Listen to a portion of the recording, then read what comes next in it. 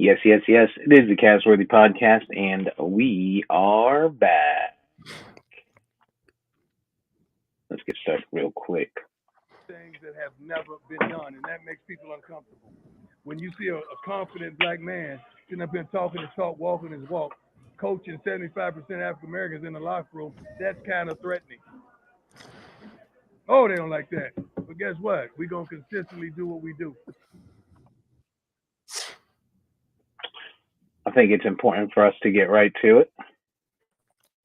Coach Prime, Deion Sanders, making a bold statement towards college football and just America as a whole.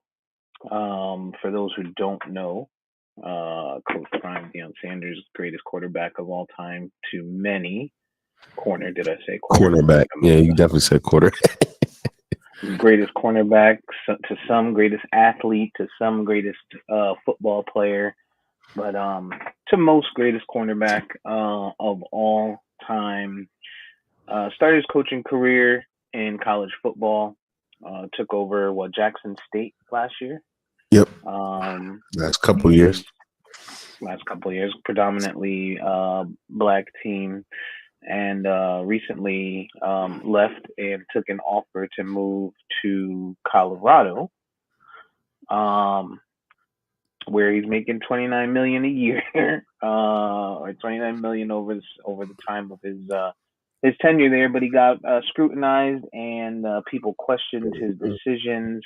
He brought his sons with him. He brought some of the other players who may not have had any opportunity to play on a stage as large otherwise with him. And people, of course, were saying they would fail. And of course, we're only one game in, but yesterday they came out. His son, Shador Sanders, if I'm pronouncing that correctly, Yep. put Yep. up 510 yards, 38 of 47 passing, something crazy like that. And they upset TCU, who played in the national championship last year. And so Prime had that to say.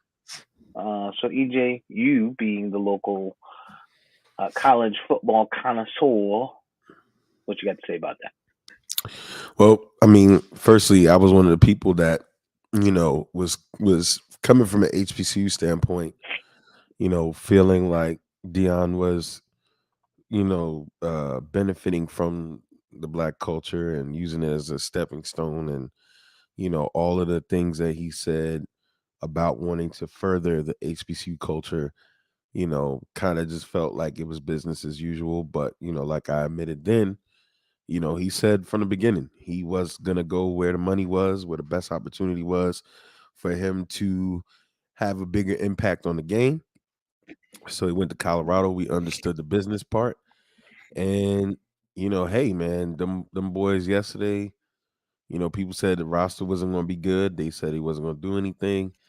His son can really throw the football. That's one thing. And that team came out and went into Texas Christian University, TCU, who, like you said, was almost national champions last year. Game away, and ranked team at home opener. They went in there, scored 48, allowed 45, but they got it done. And Yeah. he looks like a genius. Yeah, pretty damn accurate his son was yesterday. He's looking like a real good quarterback. But we can't forget about Travis Hunter, who played both sides of the ball. Played on offense, played on defense yesterday. And played 110 snaps total. I know that probably some people would be concerned with the volume for a player. Of course, he's a kid, and I don't know that that's going to be the norm. But whether it is or isn't, that is an impressing, very very impressive performance and feat. Would you say? Yeah. I mean, this is probably something we haven't seen done in a million years. Even when Dion was playing, he didn't consistently play offense. He was a returner, corner. He would get on offense every now and then, but I mean, Yeah, I mean, you're seeing something from an athlete that we probably haven't seen in years since back in the day when cats, used to play both sides of the ball. So, it's definitely something to keep an eye on this day and age with as much as these kids demand from their bodies due to the level and athleticism of the game now in comparison to the old days. But yeah, we're gonna see how long he can actually do this. You know what I mean? Yeah. Like that's a lot of strain on your body, especially as the talent level continues to increase throughout the season. And the athletes he's going to be playing against is going to increase throughout the season. We're going to see how long he can really hold this up. Yeah, man. Um, that was a bold statement by Prime. You know, considering he is in Colorado. I'm not sure he knows, but that is a red state, and I don't know that they take too lightly up there to a young man talking about you know black men doing great black things and continuing to be great. But then again, college football sometimes will supersede a little bit of everything. I think we've talked about like does racism trump everything, or is there anything out there that trumps racism? And sometimes I think college football is that. Yeah, I mean, you got to look at it like this. University of Colorado, they knew what they were getting when they hired Coach Prime. And he's, tickets have sold out. Boosters have basically given him his 29 million for the course of his contract. So, and it's one of those things that he's saying, right? None of them are going to come out and outright say they're against it because it would damage everything that they want going on. Now, is he going to get a lot of hate mail? Probably some calls here and there. Absolutely. He's already probably been getting them regardless, right? But he's winning. The university wants to maintain, image that hey, we are a university of higher, education. We accept his ability to speak freely, and yeah, he's not going to get too much backlash over that. They won the first game. Their home openers next week is sold out. They don't care what he says, especially not something like that. They're going to act like they stand behind it. They don't have a problem with it. He'll be all right. He'll be all right. And he knows how to walk that line. He's a God fearing guy. He's married. He's got his sons there. He's perfect. He's Prime is almost perfect for the college football head coaching job. He's got an ego. He's played the game. He believes in everything he says. He walks the fine line and he walks the straight and narrow path. They are not worried about none of them comments in Colorado. If anything, they're gonna say, "Look, we got this black head coach. Mm-hmm. This is Mm-hmm. what we do here." Yeah, let's get some basketball players up here. They got an interesting schedule coming up. So next weekend they got Nebraska and Colorado State and Oregon. It gets tough around there. Then they got USC after that. Arizona State, Stanford, UCLA, Oregon State, Arizona, Washington State, and then Utah. Oh yeah, Um, they've got a tough so schedule for sure. I mean, Nebraska. I think Nebraska lost yesterday, but they look pretty human right now. They don't look like Nebraska of traditional days, and they should beat Colorado State with no problem. Oregon is always going to be a track meet, so that's definitely going to be a game that these athletes are going to be tested against. And then when you talk to getting to USC and you play against Caleb Williams, that's going to be something to see for that mhm. defense. And I'm looking at USC right now, and Caleb Williams can throw the football. I just don't know that he's really gonna like. I just don't know because he's sitting back there. He's got 8 minutes to throw the ball. Like this kid is just sitting back there. So, while he's a good quarterback, Colorado was actually getting after the quarterback yesterday.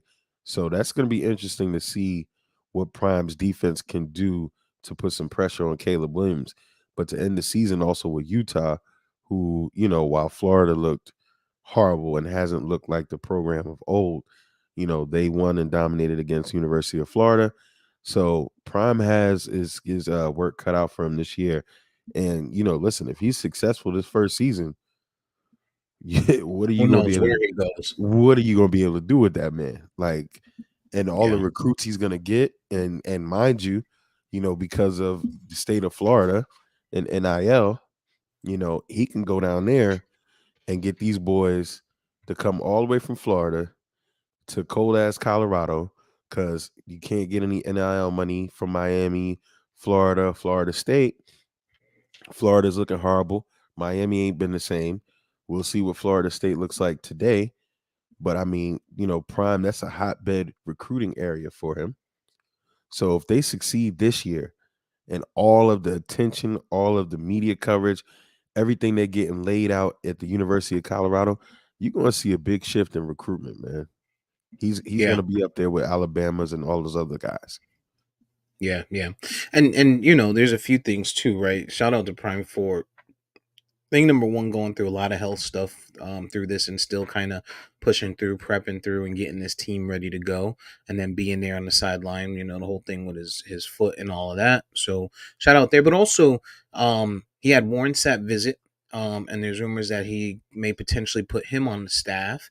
And then also a rumor came out yesterday that he may be targeting T.O. to work with the wide receivers over there, which is really good. And I like that because we always talk about coaches and coordinators and, being similar to the Senate and, the House, because these guys are just, the norm, everything, these old guys and people aren't giving these ex players a lot of opportunity um, like the NBA does. So if Prime is willing to give some of these guys an opportunity, I respect that a lot. And even if they don't pan out, give them a shot, give them something to do. Because a lot of these NFL guys, if you're not, I mean, Warren Sapp was a TV guy, but he got in trouble, right? So if you either get in trouble or if they don't like the way you talk, they don't like your persona, To, or Chad Ochocinco, they're not going to give you a shot on these stations. You know what I'm saying? And so giving them an opportunity in the locker room is you know respectable and commendable for Coach Prime. So shout out to him today, man. He deserves all his flowers. He was great player, one of the greatest players of all time, great personality, and he's turning into an amazing coach. Yeah, definitely deserves all the flowers. I mean, this is the biggest story right now in sports, maybe college football for sure, but definitely in sports. And it's pretty amazing to see, man. And I didn't know his son was that good at quarterback. So, I don't think for him, anybody knew. yeah, yeah. I mean, because even watching Jackson State play, I mean, he didn't look that good. He didn't throw for to my knowledge any astronomical numbers like that in that conference. So I mean that also could say something to possibly the potential of the talent level in that conference that they were just in. But Yeah, you never know talent wise, who they brought in and what's translating. But yeah, so many storylines, man. But definitely shout out to Prime for sure. yeah, yeah. Huge stage. Speaking of coaching, did you see the coach that the high school coach? See the video of the high school coach that punched the kid in the stomach on the sideline? I heard about it. I didn't see it. I heard about Okay. it though. I heard about it. I want to say it was down in Georgia. And there's two sides of that coin, right? One side of it, you have the people that are like, let a coach. That's what coaches do. Like when I grew up, that's what we did, and you got to make him a man. Um, and sure. I mean, when you get into the pros or maybe even college, when you're an adult, and even still, as a parent, even if my kid is college age, 18, 19 years old, 20 years old, I'm not going to tolerate that. But I ask you as someone who played college organized football, how do you feel about that situation? On no level is that the norm or accepted. I've seen even coaches with sons not go that far, and I think that's the most tumultuous relationship a player and a coach can have is when they're family. Um, but yeah, on no level does that make sense. Dude is tripping. Um, so yeah, that's nah. It's not old school. It's not acceptable. Not at all. On no level. And the older you get, the you damn sure are not doing that to no man in college. Like college coaches do get beat up out here. So Yeah, you might get the right one, yeah, um, in that situation. But yeah, I mean, I guess he comes to the sideline. I'm trying to find the video for you, but it's not super important to see at the moment. But comes to the sideline and he punched himself. He was arrested for it. And absolutely. so that's kind of why it made news, was he was arrested for it. And again, you have when you start to look at social media and stuff, you got people talking out of both sides of their mouths. One side is oh, that's acceptable, let the coach, this is why we got people that are soft these days and bleebity blobbity blue. Nah, But nope. not though. It's one thing you make the kid run. It's one thing if you reprimand them for making a mistake, verbally, without getting abusive. But to physically punch a high school kid, in the stomach, unacceptable. Like, you would have to deal with me if that was my son. Like, you'd have to deal with me. Um, the high school coach or the high school would need to find another coach, because he'd be on leave of absence for a bit. Yeah, it's no yeah, it's nothing old school about it. Nah, it's nothing about it. Doesn't even physically make sense. If you've ever been punched in the stomach, that could take days to recover from. Hmm. So I mean, what are you actually getting out of that? Then um, I didn't, and I can't even imagine if it was just not even something that should motivate them. Like a coach will punch you maybe in your chest plate or something like that, knowing that you got the pads on to try to motivate you. But punch you in the stomach, nah, that person is unhinged. He's got to go. He's got to go. And No question. this is the first time it's caught on video. Like, what else is happening, and how many other times has it happened, and how many other kids has it happened to? Like, it's nasty. It's nasty, and hopefully, he loses his job. I don't know if he's going to be prosecuted or not, but things need to happen to an individual like that, in my opinion. Absolutely, absolutely. They have no choice but to press charges. They have no choice because that, like you said, who knows what else has been going on. What has he been doing to other kids? Nah, it's unacceptable. Largely Yep. unacceptable. Yep. And so, as we welcome the VP, uh, the third leg, if you will, to the pod. VP, we just gave Prime his Nasty shirt. flowers, Nasty shirt already. and we were talking about the high school coach that punched the kid in his belly. And I'm sure you stand on the same side of the fence as us, in that, if you haven't seen the video, he punched a kid in the belly, and was just really, really nasty. But um, anything else that stood out to you, from college football, EJ? I know the kid from Bama had 5 touchdowns yesterday. I forget his name. But any other super standouts to you? Opening week, lack of defense. It's a lot of lack of defense going on. Um, but yeah, it's the Power Five conferences and things are all over the place. The Pac-12 is never going to be the same soon after next year, and teams departing. So it's going to be interesting to see what these conferences actually shake out to be. Um, so yeah, opening week, not a lot of defense. Not surprised. So we'll see. Long season ahead. Yeah, Mm. it's the Power Five conferences are.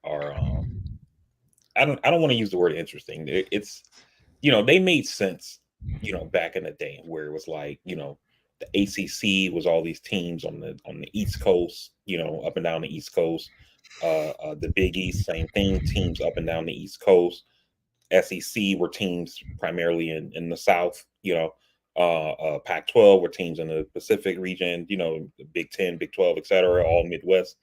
And now you have teams from California, you know, California joining the ACC. And just in case nobody knows, the ACC stands for Atlantic Coast Conference. You know what I'm saying? And like the shit is just, it's ridiculous now. It's just all about, you know, how do we get more eyeballs here? How do we get more, you know, big teams so we can have big games and be in the big bowl games in the end to bring in more money. That's all it's about at the end of the day. You know, it's just the money. It's college football has gotten ridiculous, man. Yeah, absolutely. Or not just football, actually college sports, because you guys know I don't really watch college basketball like that. But like when I do, you know, I'll be watching the Final Four, and it's like, oh, you know, here's this school, and I'm like, they were like, oh, you know, they were the ACC champion. I'm like, ACC? I thought they were in the SEC. And it's like, oh no, they're in the SEC for football, but they're in the ACC for basketball. And it's like, what? Like, how does that make sense? You know? Right. Right. Well, you got to find ways to make it competitive, I guess, and build viewership. And so maybe that's the plan. Obviously, it's money, right? Money is the bottom line. That almighty dollar um is what kind of moves the world. Yeah. Yeah. And the only real, since you guys already talked, just to say real quick on Prime, you know, I'm glad that he did his thing. You know, he took a lot of shit from, I would say, from us included, or at least me and EJ, as far as his you know, things he was saying about, you know, building up the HBCU schools and that kind of thing like that in the SWAC conference, etc. And you know, so I'm glad he went out there and did his thing. You know, it was a lot of hype. So you know, if he had got, you know, killed like most people expected, since they were playing a school that's supposedly, you know, superior to them, you know, it would have been a lot of questions, you know. Um, but even with that being said, the one thing I didn't like from yesterday with him was in the press conference, like he was kind of, you know, shitting on reporters who wrote like a negative. It was like very Trumpian, you know what I mean? Like the reporter asked a question, he said, "I saw what you wrote. Next question." As like, you know, I mean, I get it. Like, you're not gonna always get a positive story. You know what I'm saying? And yeah, I get you was in your feelings or whatever, you know, in the moment, but like you got to be bigger than that. You know, you're a professional. You know what I mean? Like these people cover your school, your program. Like, you know, answer the damn questions. Like it's not. You know, I thought that kind of took away from the moment. But some people probably loved it because they probably playing, yo, man, he playing that shit, you know, blah blah blah. But I thought it was unprofessional in my opinion. There's two sides to that. Like we live in a petty society, and you know sometimes you got to adapt to the pettiness. And I feel like that's what he was doing and has done. But also on the other side of it, when you think about us getting an opportunity, you know what I mean? Like Mhm. that can make somebody look and be like, see, this is why we don't. This is why we don't put y'all niggas up in here. You Yeah. know, like only they won't have the A. They'll have the hard R's. Um, and it could stop future opportunities for people. I personally liked it. I appreciate it. I hope it's not something we see after every game, right? Like I feel like that was Yeah. the first game, emotions were high, you came out, you did your thing, you know, your son just had a historical, you know, performance. Like you gotta be like that, and hopefully that helps build your players you know, fire in their stomach, if you will, for the future and the rest of the season. And you know, so I like it there. I just hope it's not something we see week 2 and then week 3 and then week 4. And you gotta be willing, you know, be ready for it if you lose. Like if this is your Super Bowl and you lose 2, 3, 4 in a row, Right. then you're gonna have to eat that. Yeah. I just didn't like it just from the aspect of, you know, whether the sports media is kind of conflicted, you know, because I'm getting ready to say is gonna like not make sense when I say it when you look at how sports media is. But journalists aren't supposed to be cheerleaders. You know what I mean? They're supposed to be telling a story, you know, and so I don't know what it is that these folks wrote that he took some kind of exception to, you know, but at the end of the day, these people are reporters covering a story, whether it's a sports story, you know, your city council, federal government, sports, whatever. You know what I'm saying? And they're not there to cheerlead you. They're there to just say this is what it is. And that may get lost in sports because people like Stephen A. Smith, which he will tell you he's an opinion guy or whatever. But you watch ESPN, and it's clear that the people who are supposed to be their straight up reporters are biased towards whatever team. You know what I mean? You can't watch a Knicks game without seeing Stephen A. Smith and the whole coverage being focused around how he feels. You know what I'm saying? Or the Jets with Greeny and etc. And so ESPN is Mhm. probably more how people or warped how people feel about sports journalism, but those guys aren't there to be cheerleaders. And so but again, I agree with you. I hope that was like a 1 week thing and we can get back to normal. The other thing about it is, for Prime, knowing where he's coming from, and while it is a business and everything, some of these reporters and the things that they say about these kids, that could, looking at it like these are my kids, these are my babies kind of thing, could be a little bit where he was influenced like that.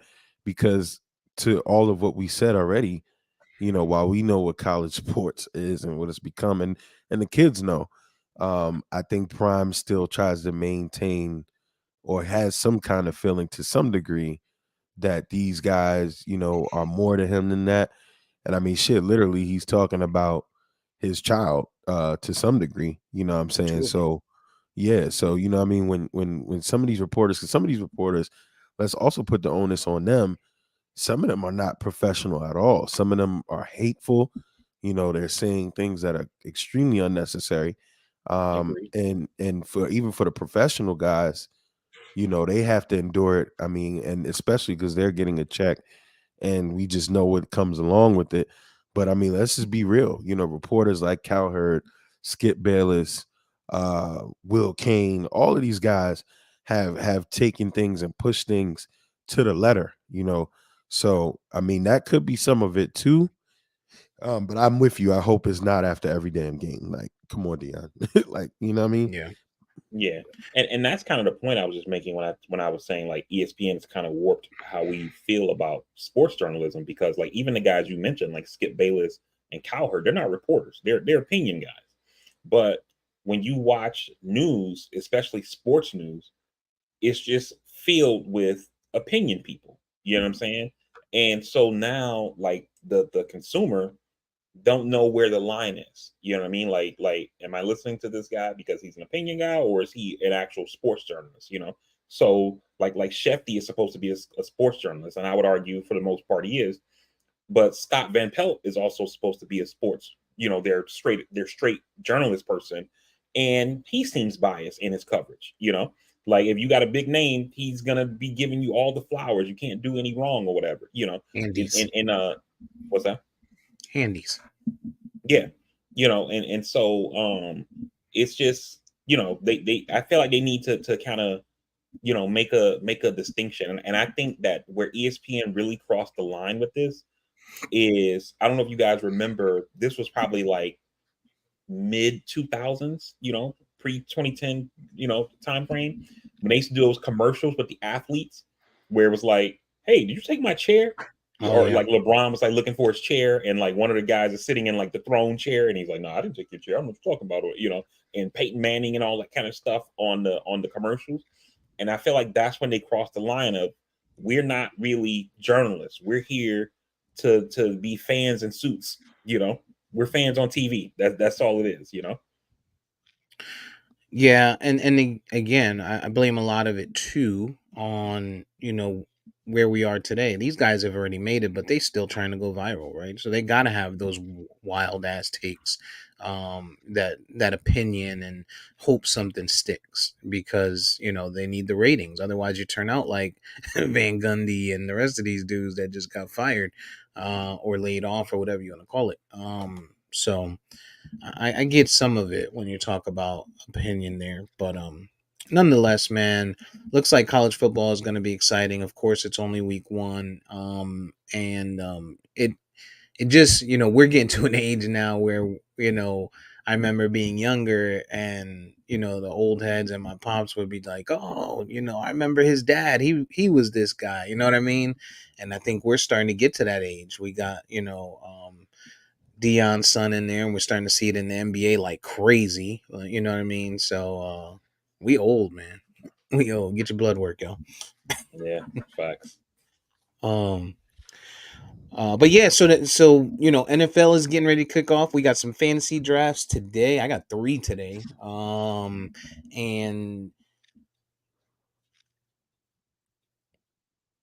I just did my Mitch McConnell. You see that? You see what I did there? You see what Yo, yo. I was like, Burr? Yo, you wild. But yeah, man. NFL is coming. Cuts were made. VP, the local person that watches that, I should ask you to go through all the cuts for every team because that's your job. But we won't. Hard Is it Knocks. We got to see some Aaron Rodgers, appearance in a true game, and see what that him and the Garrett Wilson hookup is projected to look like, and hope at least from a Jet standpoint there'll be a lot of that this year. But what's going on, man? Are you guys excited? I'm excited for shit. I got this 3 week? drafts today. Oh man, This week? it's This like is this is Christmas week. Can y'all remember the agony and the sorrow that we felt at the end of In last season? January, Oh my February, yeah. gosh. That seemed like yesterday. Like it was just like It now we gotta wait. always seems super long, pause, until you get closer and you're like, man, it really didn't take that long. Yeah, all is gone. All of the dumbass basketball, all of that. We just, had to suffer, man. And we're finally here. This is opening week. Ah man, it's fantasy drafts. I had one on Thursday. I think I did terribly, but I just was all over the place mentally, so I just never do right in that draft. But yeah, man, I'm ready. VP's got a disgusting shirt on this morning. Already kicking things off. I'm ready, man. Well, I mean, I would wear my team shirt too if my star player never gets held accountable for anything they do, like every other player. Get to punch babies, get to get into fights, like no consequences for Dolphins players ever. When did Yeah. two ever punch a baby? No, I said star. Yeah, I know. That's why I asked the question. You know. Just because he Anyway, just because he got a tattoo of a star, don't make him. you know, hey, EJ, what did he say? start What did he say to Ryan Clark? And how did he say it? we can get scrappy. We get we scrappy. we can get a little He was real Toronto. He sounded real Canadian. yo. We can get scrappy, We get scrappy. Yo, that Lou Young Got these skit two was pineapples here, yo. Bust your shit. that Lou Young skit was hilarious, yo. But nah, man. I'm with y'all. I'm excited, man. I'm glad football is back. The last NFL-less Sunday until February. So, definitely excited. Definitely excited to see what my team do, what all the teams do. It's like it's like for the AFC East, man. Like I've been feeling like the AFC East was coming because you've seen, like we've been saying it for years on the pod. Like me and EJ, like, oh, Brady's getting old, and the Dolphins, the Bills, the Jets, they're getting young, they're getting new quarterbacks, etc. And then didn't work out with Tannehill, didn't work out with Zach Wilson, etc. And now all these teams except for the Patriots really have really retooled, and now it looks like I would say even last year it was already that way. It's just once Tua got knocked out, it seemed like it was Buffalo's to lose. Whereas this year it seems like the AFC East is up for grabs, and it's gonna be a lot of competition there. NFC East, same shit, even though I don't think the Commanders are much to sneeze at, but you never know. What I mean? Does Eric Bieniemy go there and make something out of that offense? Who knows? What's happening with AFC North? It's just a lot of storyline. It's a lot of competition. Whereas I don't feel like everything is kind of set in stone where we know like this was coming out of this division, this was coming out of this division, this is what playoffs gonna look like, whatever. I feel like things are just, it's truly any given Sunday this year. And of course, injuries, etc. could happen. Who knows? But right now, going into week one, it seems like this year is I would say it's Chiefs and then everybody else, but it seems like it really could be anybody. Not anybody, but like of like the 18 or so teams, put it that way. Yeah, the only other You team could you can expect to say something about is Philly, and then leaning towards Dallas because just because that team has consistently been something, a playoff team, and a lot of potential. But outside of that, it is very open. you could do that, VP, but I don't know that I would put my money on it. Is probably more of the statement that I would make, right? Like I could go through and be like, oh yeah, it looks like Kansas City's gonna win their division. To me, if I had to guess, I think, whoever, right?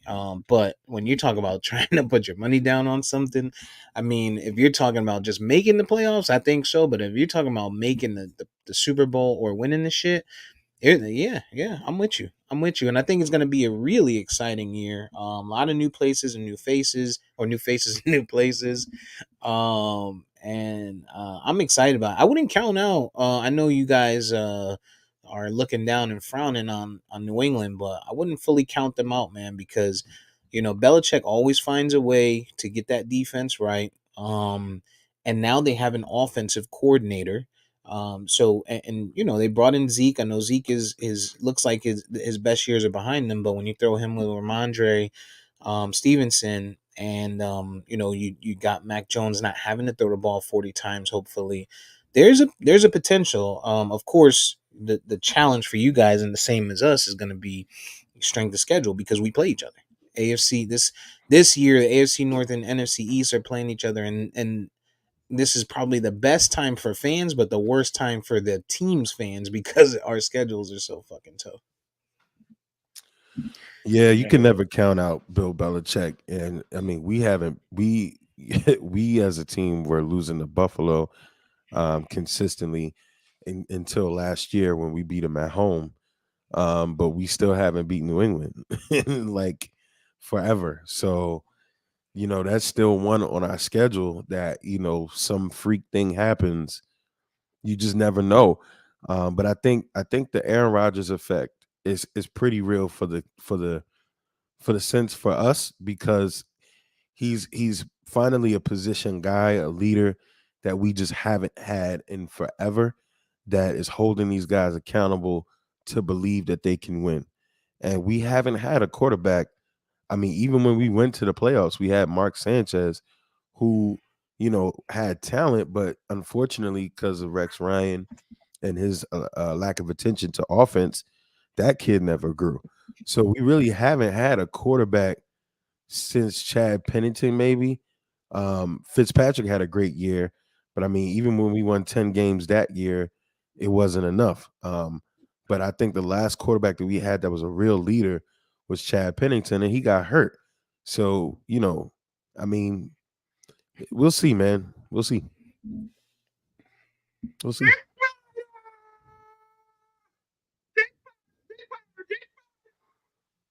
Can't hear it.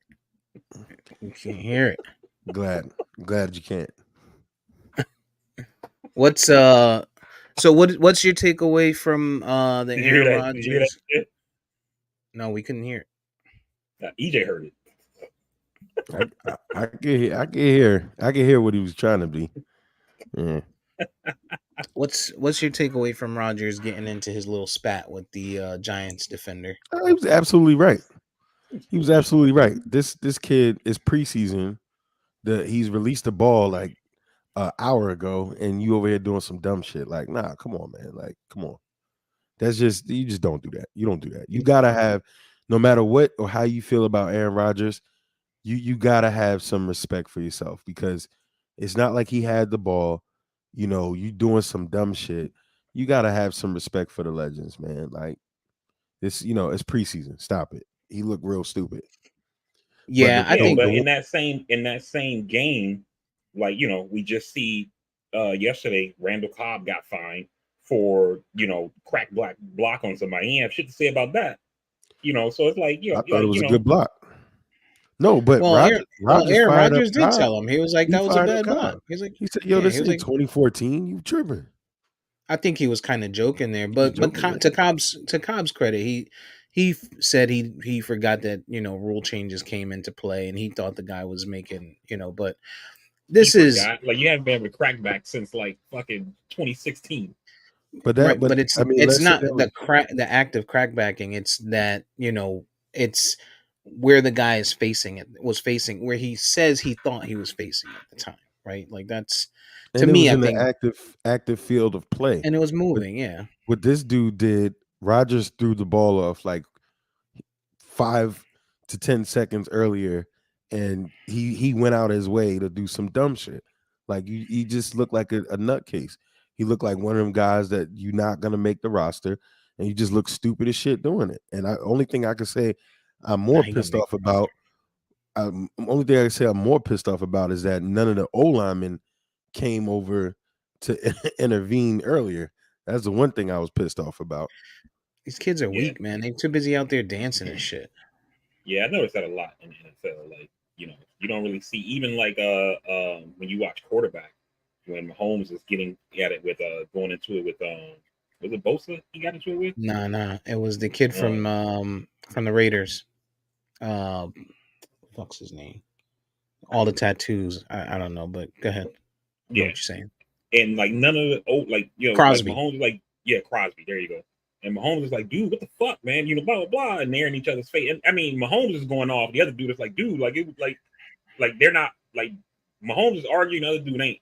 But you would think like Yeah. the O line would come out of nowhere, like, yo, Right. you know what I'm saying? And like kind of how them baseball dudes be, like, Right. I'm pretty sure they don't want to clear the dugout, but it's like, yo, Oh no, you they know what I be mean? ready. We got to do it. We got to do it. They be ready to clear the dugout. They don't want to do shit, but they be ready to clear it. Like we I be like that in the Marines. It was like, yo, like I can't stand this motherfucker that I work with, but ain't like you can't fuck with him though. You know what I'm saying? Like, mhm. you know what I'm saying? No, the crazy part is while I think it was somewhat warranted, I still think Rogers blew it a little bit out of proportion because he didn't like. I think he was doing it for Hard Knocks because it's not like he pushed him on the floor. Like he pushed him, but I don't think he put a lot behind it. I think it was more that maybe that Aaron Rodgers was like standing there loose, pause, and didn't expect to be pushed, and so maybe his body went weird, but um it wasn't like he hit him later. It's the fact that this dude came from so far away after the play is done to like put hands on him. Like it's like if you in the schoolyard and somebody just is fucking with you, nitpicking with you, like you gonna feel some kind of way. Like he went like the ball was way gone from Roger. He literally kept running like and hit him. Like, come on, bro. Like, what are you doing? Like he looked real I hear stupid. you. I don't have a problem with Rodgers like having beef or whatever. But, we see that kind of those late hits on quarterbacks all the time. He sounded like a get real called cornball something. on the sideline though. I told But him the thing he couldn't come back from. Shut the fuck up. But the thing Fucking that I Republican. didn't like about Hard Knocks, which I've been saying, all season or all 4 episodes or whatever, is all of the Rodgers just dick riding you. And like this is what made me mad about it, is that one thing I really like about Hard Knocks is when you kind of get to know those players that like those secondary guys. You know what I'm saying? And then when they get to the final episode, they start going through cuts. It's like you're kind of tied to these guys because you've built a relationship with them over 4 years. Like they show you some of their off time stuff when they hang out with their family, when they're doing the video calls with their mom, hoping they make the team and that kind of thing like that. And then they get cut, and you're like, "Damn, man, I like that guy," or whatever. It's like you as a fan, even if you're not a fan of the team, you've kind of built a little relationship with that player. And then with this season, it didn't feel like that. It felt like it was all just, Rodgers. Oh my, he's so good. You see that throw? Oh my god! Wow! Oh, Aaron! Oh, It's like, yo, like what the fuck? Does he eat oatmeal with a spoon? They did, you know what, man? I don't know. I've never been on a team that's, or I've been a fan of a team that's brought in like this overwhelming historical talent person, except for like when Tio came in, And and when Dion came, I was yeah, but that was a long time ago, and And Aikman um was still there. and Aikman was there. There was a lot of other great players there. I'm talking about a team like the Jets, who's really young. And really, when I guess it's probably easier to say quarterback, right? So like when Tampa brought in Tom Brady, when Denver brought in Peyton Manning, you got now you guys bringing in Aaron Rodgers. Never been a part of that, so I have to assume that the excitement is high, and for the most part you got guys like EJ who try to play his poker face, that are like, I'm not getting too excited because, but on the inside his heart is doing backflips, jumping jacks, and sit-ups.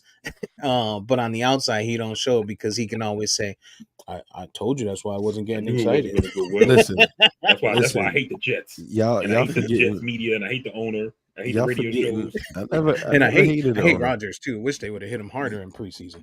Y'all forgetting, right, that Aaron Rodgers is, to your point, this guy is a Hall of Famer, whether you like it or not. One of the best quarterbacks to play the game, whether you like it or not. And he's been in Green Bay for his entire career. It's been what it was. Green Bay, for whatever reason, we didn't really get this much access to him. So this is he was the main draw for Hard Knocks to want to go there. Like, so you got to expect they're going to focus on him, and we're actually getting to see him in a new market, a new place, with more access than we've ever had from him before. I mean, it's Right. it's par for the course. But I don't have a problem with them having a focus on Rodgers, right? Because I mean the quarterback in most teams is the face of the team, right? But in this case, it seemed like overly excessive. You know what I mean? Like when Yeah. we watched the Rams, when we watched the Cowboys or whatever, we still, yeah, we had a storyline on Dak. We had a storyline on Dak's recovery. They talked about Dak and Zeke's friendship and things like Dak Yeah, was but kind of Dak the ain't Aaron Rodgers. no, I get what I'm saying. Dak was a focal point. He was almost like the main character in all 4 episodes of Hard Knocks, as well as Jerry. But then you also got to see those secondary stories of this is what's happening with CD Lamb. This is what's happening with this guy. This is what's happening with this player you never heard of. This is what's happening with these two Well, we, guys we who are saw on the that. bubble of We saw making the that. team. We saw that. It just didn't stick out for you. You had Izzy. The little white You had wide receiver. you had B Rabbit. You had Izzy Abinaconda, whose family, all Nigerian. He's from Brooklyn. He had the injury. You got Tenzel Smart, his wife and his baby. Shit, Tenzel They did Smart. highlight that. Tenzel They did Smart was highlight like the him. highlight of a whole episode, and then got Charcucci. cut. Oh, Charcuterie, did he get cut? Charcuterie. Yeah, Damn, he he got. just Yeah, spoiled it. yeah. He's on the practice squad though. But yeah, I mean, we had those. We had Par those. for You the course just for him. what? Going to the Jets, getting cut, and coming back to the practice squad. That's like the last 5 years of his life. But you know Yeah, what? yeah. He getting paid. He getting Getting, paid to stay getting, healthy. getting You six know what I'm figures. saying? Getting six Yeah, figures. I'm not So mad at it. The I mean, it was cool. I like Hard Knocks. I just like I said, I just wish they would have you just a slowed down a hater. little bit on the Aaron Rodgers shit. You just a give hater. a little inside inside of the home, little inside of the barracks, if you will, which we didn't see too much of. The one thing that I did take away from it, watching it, is I mean, we know Aaron Rodgers is great, right? We know that he's a great quarterback. But seeing these kids that have been doing this for years, right, in college, high school, and then last year they had like a Zach Wilson, and seeing how they were all like in awe, like, yo, this guy is like unreal.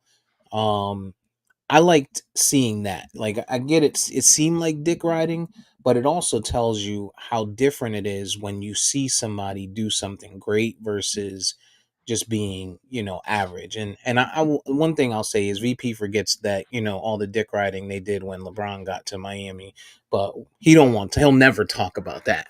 He'll never talk about that. Yo, that like you can't even that shit is not comparable because you actually already disproved your own point, right? And here's why. Like you said I've never been a fan of a team that had like a presence like that come in or whatever. You know what I mean? The Jets have been a perennial loser for the past 30 years, right? They had the one season they went to the AFC Championship with Sanchez that he always tries to bring up. But other than that, they've been perennial dog shit, wrapped in cat shit. Okay, and then after that, and a fur coat, right? So now they get Rodgers. Everybody's all excited about it. When LeBron comes to Miami, the Heat had just won a championship 4 years prior. They already had a star player who is a top 75 Hall of Fame player. They got a Hall of Fame coach and executive. So it's not like this team was just some dog shit that never had any success until LeBron got there. So I don't think it's comparable with the Jets and the Heat. But they were still dick riding.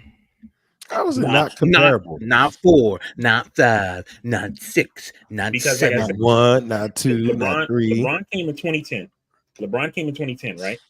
In 2006, the Heat won a championship. So in 2005, they went to the Eastern Conference Finals. 2006, they won the championship. 2007, they made the playoffs. 2008, they made the playoffs. 2009, they blew up the team to make the cap space because they knew LeBron shit was happening. It was tampering. I don't care what Pat Riley says. And then so they were dog shit in 9, dog shit in 10, and then LeBron came.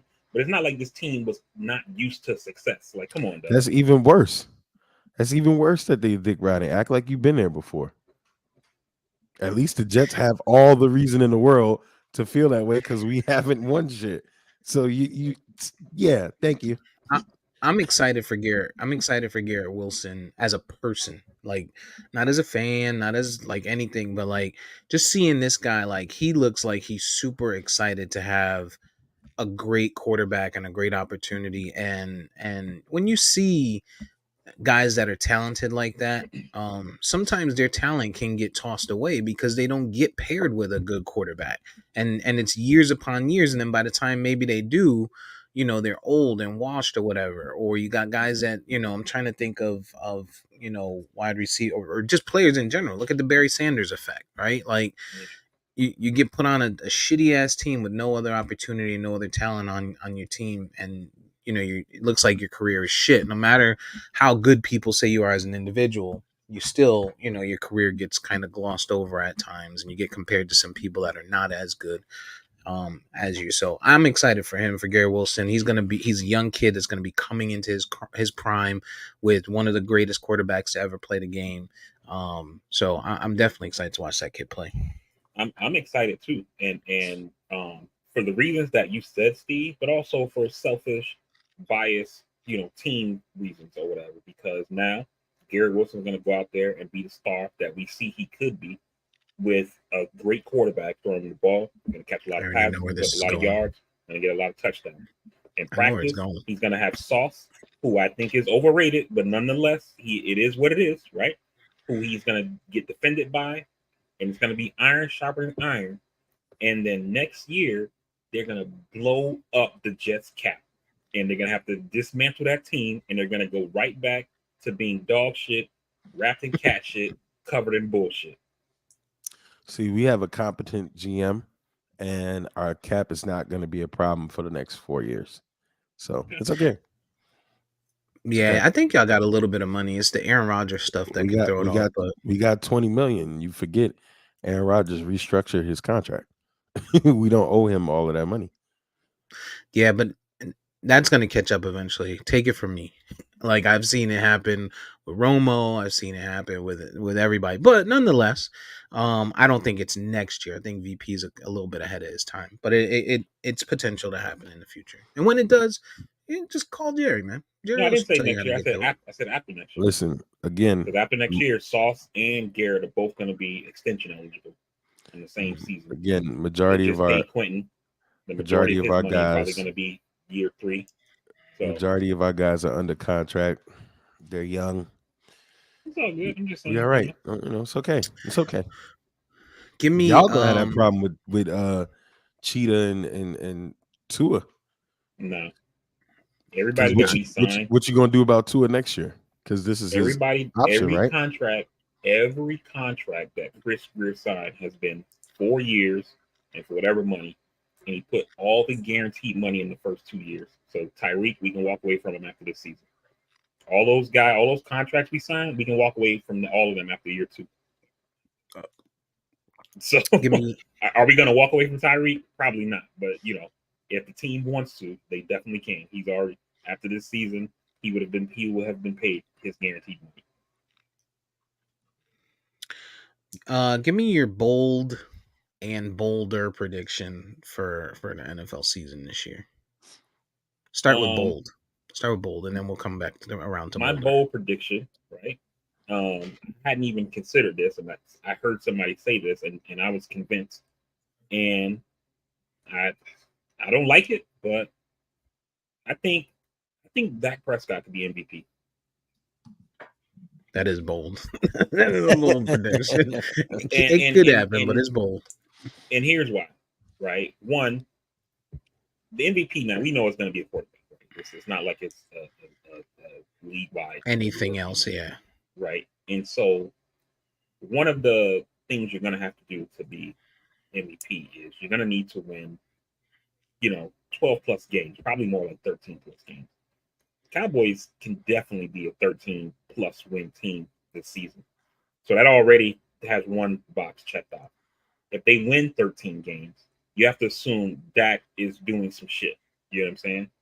And so he's putting up numbers. And it may not be a Mahomes type of year where he throws, 5,000 yards, 40, 50 touchdowns, but he could throw 4,000 yards and get you, 38 touchdowns or something like that. And if he cuts down on the interceptions, you know what I mean? Like, I feel like he could be right there in that conversation. And then as well as people who will look beyond the just the stats. To your point earlier about the schedule, Cowboys got a rough schedule. So if he puts up numbers like that facing that Philly defense, even though they lost some people, that defense still looks stout. You're gonna have to go up against Vic Fangio playing the Dolphins in Miami against that heat, and the rest of the teams that you guys got to play. I think he'll also get bonus points for that, and that could potentially help him in the MVP race. Yeah, strength of schedule always plays a part there, and he has the tools to do it. And here's the other thing: now we only have one running back, and we don't know if he's 100%. So it could come into a point where it falls on his shoulders to win games. So I could see it happening, but it is bold. What's your bold prediction? And I think CeeDee Lamb is up for his contract after the season, so he's gonna be trying to do work. Which if he's doing work, that's gonna eat off that too.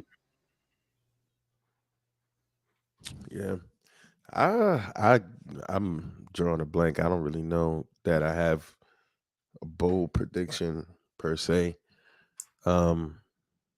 Yeah, I mean, I almost feel like the same thing about Dak, but I don't know, because only thing for me when he struggles is that team gonna abandon him or not. That's the question I'm gonna have, because I wonder how much they really respect him. And the addition to Trey Lance coming in and just what that potentially means, I wonder what that's gonna do. But yeah, you're gonna have to put his big boy pants on. There's a lot of personalities on that team. It's like the Bulls, you know what I mean? It's like the Heat. Like it's gonna take McCarthy to nut up too, right? Like that's the one thing Spoelstra does well is he controls them personalities that he gets. He's not a good coach. He don't know basketball except for watching film, but he can control personalities. He's a great therapist, I think. But that's what it takes there. My bold prediction was going to be similar to yours, VP, but it was actually for Russ Wilson. My bold prediction is that Russell Wilson wins MVP. And the reason for that is because they get to play the Raiders twice. They get to play, Kansas City is going to be probably their toughest, but they're going to play the Raiders twice. They're going to play the Chargers twice, who's going to be put on a pedestal, but they're aging, right? And Eckler and Keenan Allen and even Mike Williams, right? So they got a young quarterback, but those other guys are aging. So it could look, interesting if they win that. And then if they can split with Kansas City and find a way to win that division after a down year last year, then I could see people dick riding the hell out of Russ. And I think it's gonna take for him to be a big part of it. But he's also got a good coach this year. So that was my bold prediction. What about Boulder? If you ask me my bolder prediction, I'm gonna say Baltimore Ravens don't make the playoffs. That's wild. That's wild. I'm gonna say something similar, but I'm not gonna agree that they're not gonna make the playoffs. But I'm gonna say the Pittsburgh Steelers are gonna win the AFC North. But the Ravens have such an easy schedule.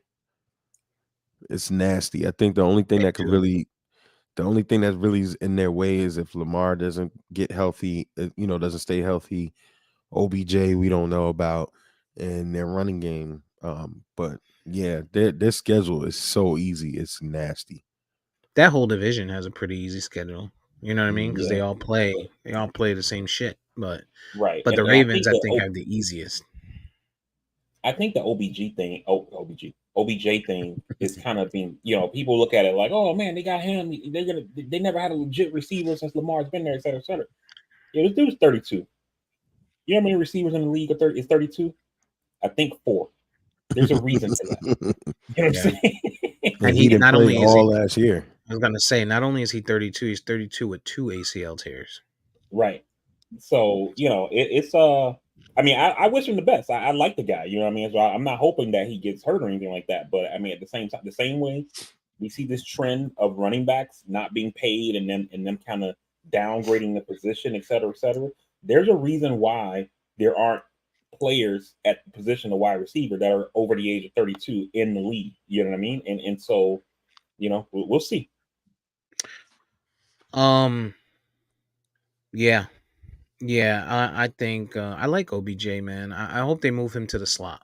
Like it's going to be hard because you got Zay Flowers, who's small, who should be in the slot too. So that means you're going to have to put Bateman on the outside and forget the other guy, the other fast guy. But I don't know that OBJ is your ex receiver anymore. Like, I don't know if that's the guy you want on the outside trying to run them deep routes at 30, like to your point, at 32 years old, coming off of multiple leg injuries. So yeah. Bolder. My bolder prediction is Bijan Robinson, rookie, wins the rushing title this year. Yeah, I would agree. Possibly. I mean, rookie running backs, it's rare that they have amazing years. I can't think of one that's ever has had like a oh shit type of year, and so that's why to me. But they ain't got much else to do. But it also makes it a tough task because they also don't have a passing game, right? So if he wins the rushing title, that means that he's got to be out there killing. That also means Nick Chubb has got to have a down year. That also means that McCaffrey has to have a down year. That also means that Raiders, Josh Jacobs has to have a down year. But I got Bijan as my bolder prediction, winning the rushing title this year. Yeah, I'd agree. The kid is special. But to your point, being in Atlanta, it's gonna be difficult. No O-line, no quarterback, no wide receivers. Just get out there and run, dog. You're muted. It's gonna kind of be like remember when Cadillac Williams went to Tampa? Yeah, like, exactly. Get runner in there. It was like 2 years later. It was like he blew a tire. So yeah, he was nice, man. Cadillac was nice. Cardell. We've talked about this in the past. What's the statute of limitations on your spouse dating after you die? So don't worry, I'm going somewhere with this. This is actually something I've talked to my wife about, because she seems to be the type of person that's not gonna want to move on, and so I've had to tell her like, yo, Don't do that to yourself. So I mean, yeah, take some time to grieve. Grieving is a process. You know what I mean? Different people takes different amount of time, but you need to move on. You know what I mean? Like people need companionship, and just know that if something were to happen to you, like I'm going to move on at some point or whatever. I'm not going to be grief stricken forever. You didn't see I Am Legend? You Yeah. can get companionship without moving on. German Shepherds are great. So and the thing that makes me feel like that is my father-in-law, when he passed, this was in 2001, in a car accident, and her mom never like moved on, like never dated anybody, never saw anybody or anything like that, and she didn't pass until what was it, 2019, I want to say. So we're talking about almost 20 years alone. You know what I'm saying? And like people aren't built to be alone. You know what I mean? We're not solitary creatures. You know what I mean? And so I think that people have to move on after the grieving process to have some kind of fulfillment.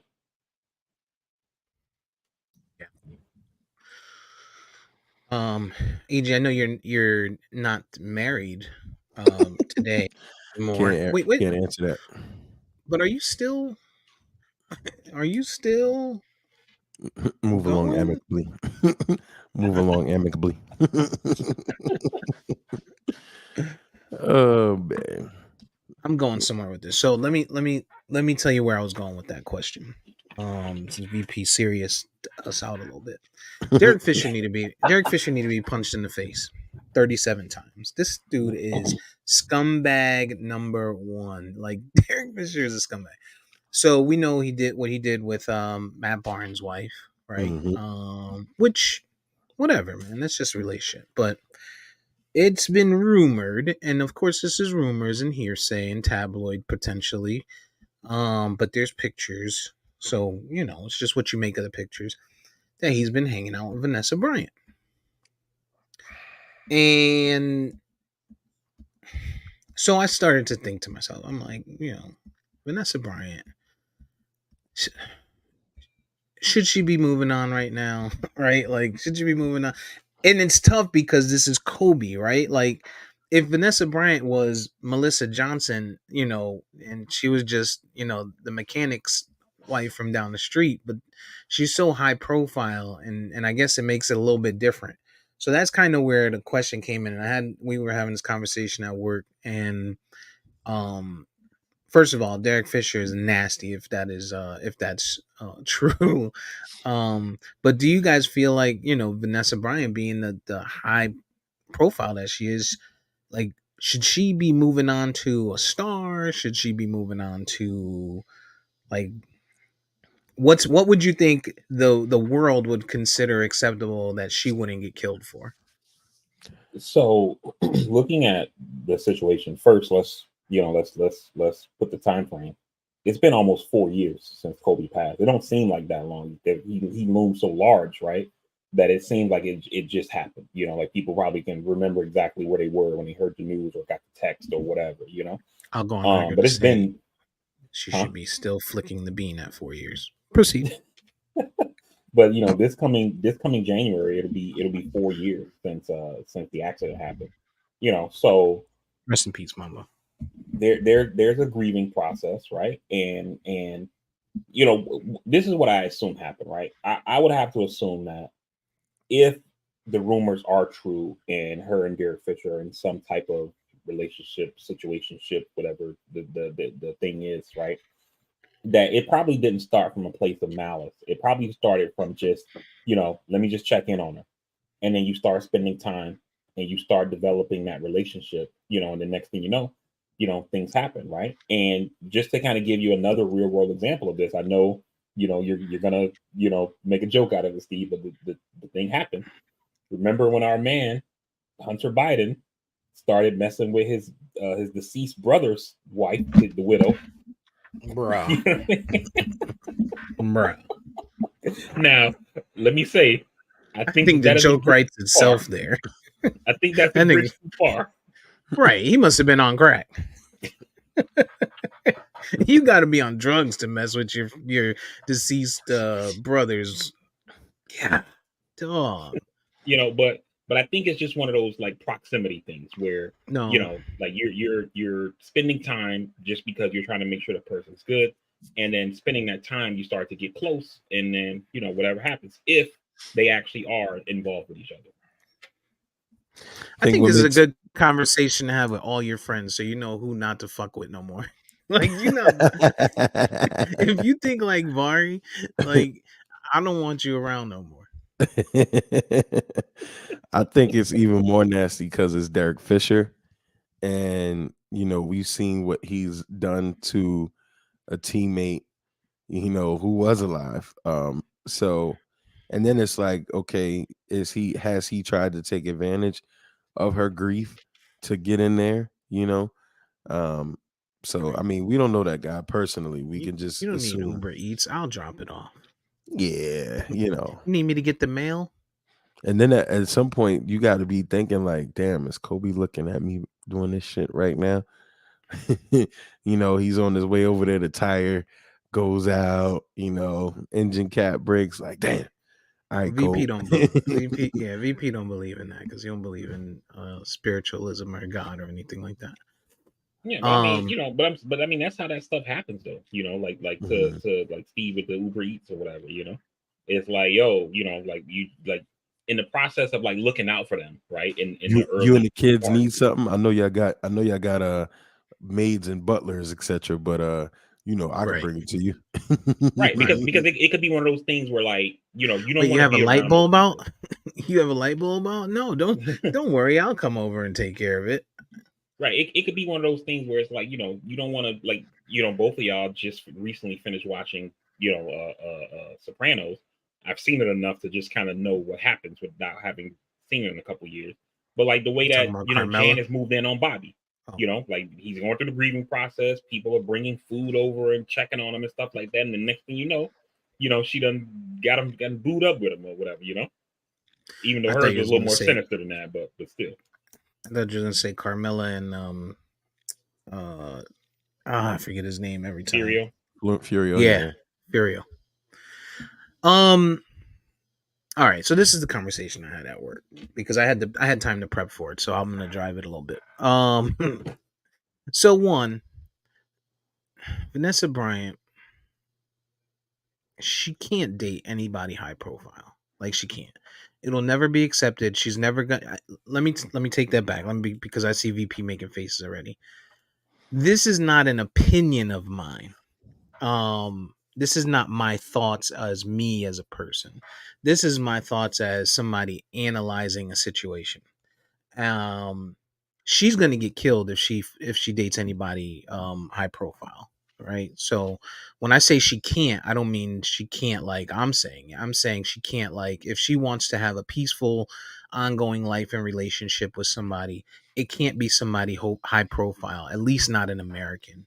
It can't be somebody that knew Kobe Bryant, can't be somebody that was a friend of his, can't be another athlete. Like it can't be that.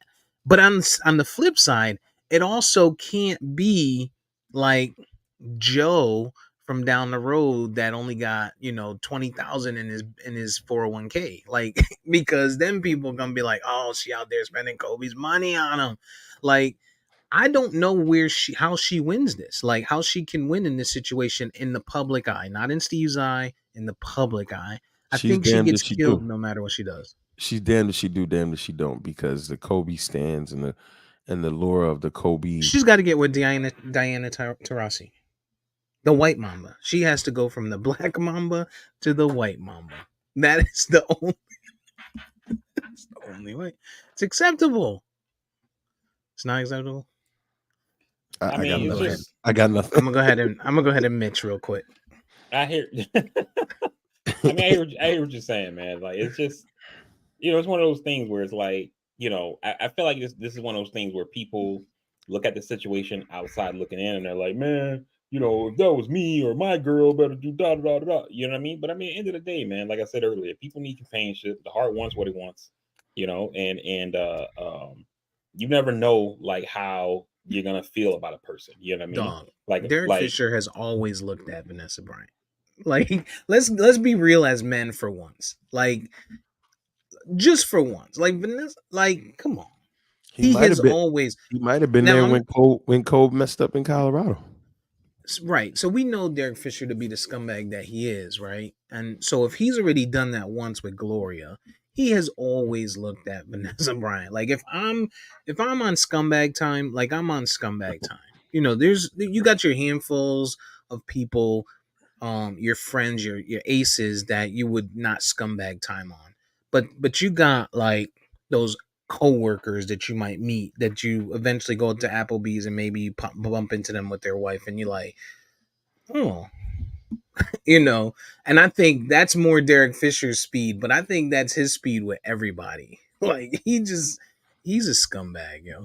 hey, the dude got a history, right? But what I'm saying, I'm not even talking about Fisher. I'm purely talking mostly from the Vanessa side of things, where it's like, it's been almost 4 years. She's probably lonely. You know what I mean? And She need to you go know, to Italy or somewhere and find like another rich person over there because then it becomes you spend it like now you spending my fortune on this bum. You know what I mean? Like you like this dude that was just changing tires down at Walmart and now he out here driving a Maserati or something crazy and spending my fortune. Like I was saying at work, it's okay for me. Like but you not but spending none of the also, money I left on this but guy. here's the thing Like too, right? Like if you're the dude, like I don't know if I would want to date Vanessa. I mean, I would. I mean, I'm poor, so yeah, I would date. I want some of that bread. You know what I mean? But what I'm saying is like think mhm. about like all the conversations we've had about like Will and Jada, right? Where Will is like living in Tupac's shadow, and you the new dude at the Jesus Kobe Christ. at the Mamba Mentality Foundation event, with a Kobe jersey I on, know. and her talking about, we started this foundation when I lost the love of my life, and you're You like, ain't Kobe, nigga. Right. And you can't shoot a jump shot. You ain't Kobe, nigga. like I don't know if I want to deal with that. You know what I'm Mamba, saying? Mamba, Right. Mamba. Like, well, who's your new guy? Oh, well, he's a really good programmer. Like, what? Like Nah. imagine like at this year, you the new dude, right? And at this year's Mamba Mentality Foundation, when Vanessa caught a quick strand of COVID and couldn't come, so you got to go in her place, You and then gotta do people the were like, speech. yeah. So yeah, I Or I you think had wouldn't I want to think deal with that shit. I think you hit the nail on the head with the Tupac and Jada reference because my man Will for like 20 something years can't oh, shake this dude, yo. you mean still? Can't shake this dude. Got the kids talking about, yeah, I wasn't alive, but I miss it, him. it seemed like it would have Like been what? cool. It What? seemed like you would have been a cool dad. Like, wait a What? minute. We'll Like just need to shave yo, his head bald, get some tattoos. He'll be all right. Um, yeah, like so. I don't know, man. Vanessa Bryant, like, I would absolutely, I to your point, VP. I don't care what anybody thinks. I have no, like, it's Vanessa and she's rich. The end. yeah, but that's a Um, media storm. You're never gonna, have any, normalcy to your life. I mean, she's damned if she does, damned if she don't. At this mhm. point, she's That's why damned I if she say is.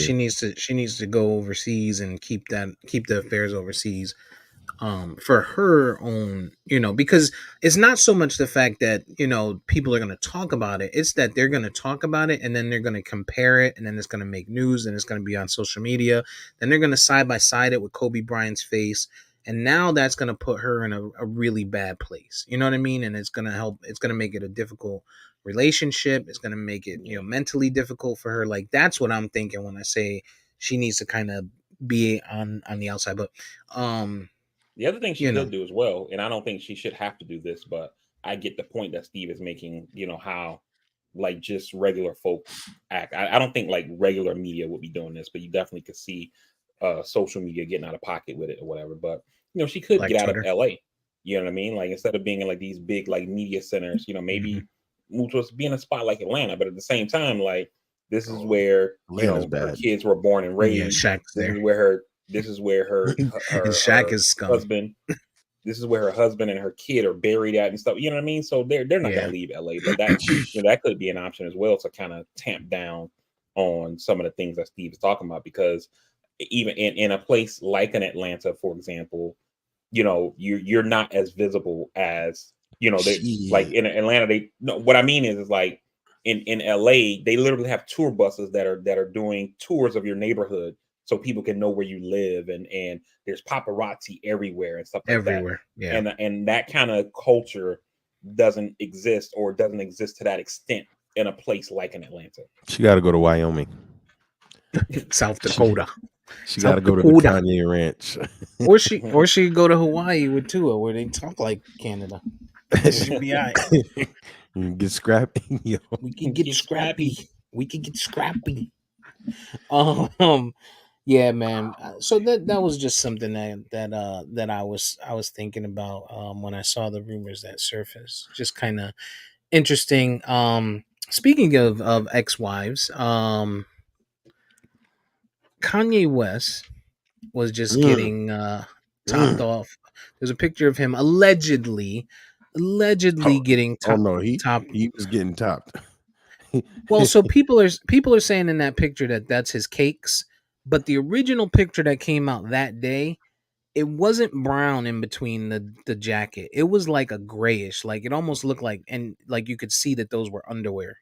Not saying that you don't have a hole in the front of your underwear, but they like, oh, Kanye bare assed on a boat, like that's nasty. I remember the original picture when people were saying that, I was like, that ain't bare ass unless he just ashy as fuck, because he had like it looked like gray underwear. But Kim Kardashian came out and said that she's appalled by this. What do you guys think?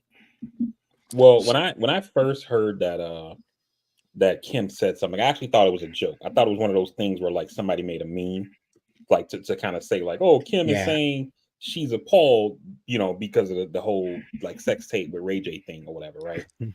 And then when I realized that it was actually like a real thing, like I couldn't believe that she would do something like this, But part of the thing for Kim, I think, is that she has like this built-in infrastructure of fans, right?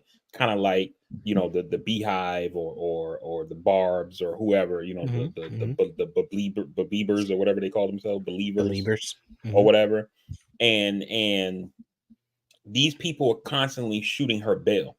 You know what I mean? And so she says something like that, and then there's a group of people who are fans of her show, fans of her products or whatever, who are going to immediately come out and shoot her bail for anything she says, as if her past doesn't exist. You know what I'm saying? And there's been a great sanitizing of the thing that made her Kim Kardashian. It's almost like people think she's Kim Kardashian because of the reality show. Because of Like the show, yeah. She kind of came out of nowhere, and it's like, no, Like we Paris know where Hilton. she came from. I was here 15 years ago. I know where she came from. I actually saw where she came from. I saw it a few times. So, and so I think that's what's happening here, is where she's had her image sanitized enough, right? Where she got the reality show every couple of months, you see her on Jimmy Fallon or Stephen Colbert or whatever, and she's like this household name now.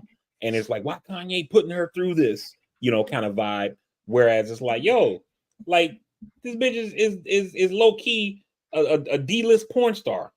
You know what I'm saying? So, and to piggyback off that bitch is delusional. Point blank, period. You have sexual material out here where you've made your name and made your bones. You were this lady, and she put her stylist. titties on there on the internet years after all of that. You were Brandy stylist, and you smashed her little brother, put him on tape, and then vilified him as if he leaked it when you and your family leaked it the entire time. And as a result of that, your sisters, your mother have amassed millions to now billions. Bitch, Get the fuck out of here. You're narcissistic, petty, disgusting. Let Kanye live. You didn't want him. You paraded Pete Davidson around for months. You had him around the kids. You had Pete Davidson talking crazy. Then y'all broke up, or he dropped you. You dropped him, and now you mad because Kanye's actually happy. Yo, Good for didn't you, Pete Kanye. Davidson get a So- tattoo? So, let me. Yeah, I don't know where EJ was going with this, but I just want to step in real quick to say, on this podcast, there's no Pete Davidson slander. The man's a legend. You know what I mean? So He's a sniper. you know what I mean? He is a One day, Smith. He is a Smith. One day we got to make that list. There's a list of some people that got some things, but Pete Davidson he definitely shoots above above his potential, at least for us. Yeah, I know, mean, Just but goes to but show I you, mean, make 'em laugh. but still, he was out here with Kanye's kids, patting him on the head. Like, she's got some fucking nerve. She's got some she's goddamn nerve. She's even take like some of these photos that EJ mentioned, like some of these kind of like risque photos. Steve. He went full French on us. You scared for tours. But some of those photos, I said it again. Goddamn. Some of those pics. Some of those pics. She's in them like with her kids. So it's not like you just got these pictures out there on the internet. Like, some of them you're in them with your children, and you're making it seem like Kanye doing this thing is just, it's like, come on, dude. Like she is just, miss me with the bullshit, yo. She's a representative of I keep telling y'all, it's nasty out here in these streets, and be thankful that y'all are, where y'all are with the women y'all are, because this is the attitude of a lot of the women today, her age. I can do no wrong. I can do it, but you can't. And we just supposed to forget you was out here getting clapped on camera. What are we talking about? I suspect that they're still dealing with whatever they're dealing with from their divorce, custody, money, stuff like that. And so this is her. She put out her a whole publicist. special. But I think this is her right. But I think her publicist would tell her, and her lawyer, anytime something comes out where you can paint him negatively, go ahead, and you positively, go ahead and do it, especially because he's in villain mode. Like, he's the villain right now for everyone. Nobody has come back to the fact that whole shit with Adidas, nobody canceled Adidas for going back and putting out all these new Yeezys after everybody forgot about the quote unquote anti-Semitism that remarks that he made. Steve, I think it's a little bit deeper than that. And I think, like, just for me personally, I don't watch Kim Kardashian's like content, like the shows or whatever. Mm-hmm. I don't follow her on any, so I only see her, when stuff She's like this happens, right? And I have to wonder if the star is fading a little bit, and so this is just another way to extend the 15 minutes, where she's kind of past her sell by date, and every now and then she gets to kind of peek her head up and be in the headlines again to continue being super famous, Well, she's delusional, and she's also one of those people. She's also one of those women that I didn't want him no more. This man Kanye was on, whether you like him or not, he was on every national platform he could get to, saying, I want my family. I want my wife back. We're not divorced yet. It ain't gonna happen. He fought, right? And she said, nah, I'm about to get, this Davidson work. You all right, kid. So just like any other woman, when they see you happy and comfortable, they gotta come disrupt your peace. And she's looking at this little young tenderoni, what she used to look like long ago, out here with the sheer joint and knocker showing, and she's on the boat with Kanye doing all of the things he wants her to do that living she life. used to do, living life. She's hating. She's hating. Just completely hating. Allegedly living life. My man She is might my have- man. My She man might is have out been here hugging living. him. Maybe she was tying his shoes. Nah, he didn't have shoes on. He was barefoot. How do you know? Just because he's barefoot in every other picture don't mean he's barefoot in that one. She might have been cuffing his pants so that when they do get up, they don't get wet since he don't wear Man, shoes. who care? He out there living. Let's say he was getting fellatio. That's what he's supposed to be doing. He got millions of dollars.